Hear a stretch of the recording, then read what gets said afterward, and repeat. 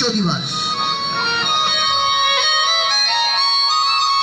এখানে 64 মহন্ত, দ্বাদশ গোপাল, অষ্ট কবিরাজ নিমন্ত্রণ করতে হবে।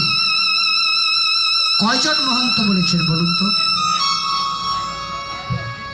এই কীর্তনটা তো হবে, কয়জন মহন্ত আপনারা নিমন্ত্রণ করেছেন? একজন না হতো দুইজন সর্বোচ্চ। যদি দুজন করে থাকেন আরো 62 জন মহন্ত লাগবে, দ্বাদশ গোপাল, অষ্ট কবিরাজ লাগবে।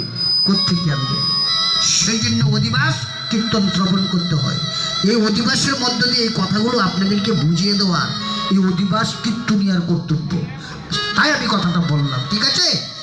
এই অধিবাস কীর্তন যারা শ্রবণ করবেন, এই শ্রবণ করার সাথে সাথে আমার মহাপ্রভু বলে উঠলেন, অধিবাস কীর্তন যারা শ্রবণ করবেন, এখান থেকে দ্বাদশ গোপাল, অষ্ট কবিরাজ, 64 মহন্ত। হরি বল।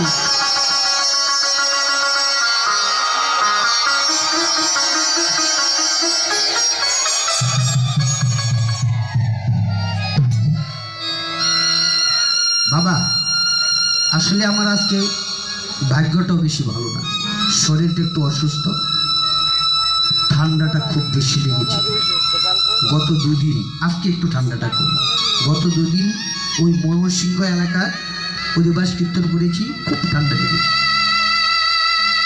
হালকা একটু কাশির ভাব আছে।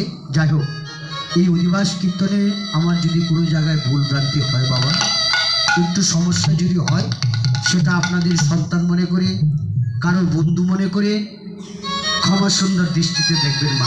হরে কৃষ্ণ, নিতাই গৌর হরিবল। আমরা একটু হুলধ্বনি, জয়ধ্বনির মধ্যে আমরা অধিবাসে প্রবেশ করব। নিতাই গৌর হরিবল। হরে জয় রে,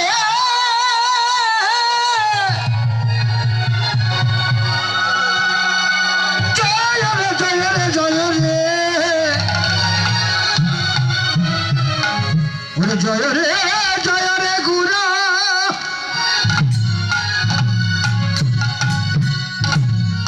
আজি শ্রী সতী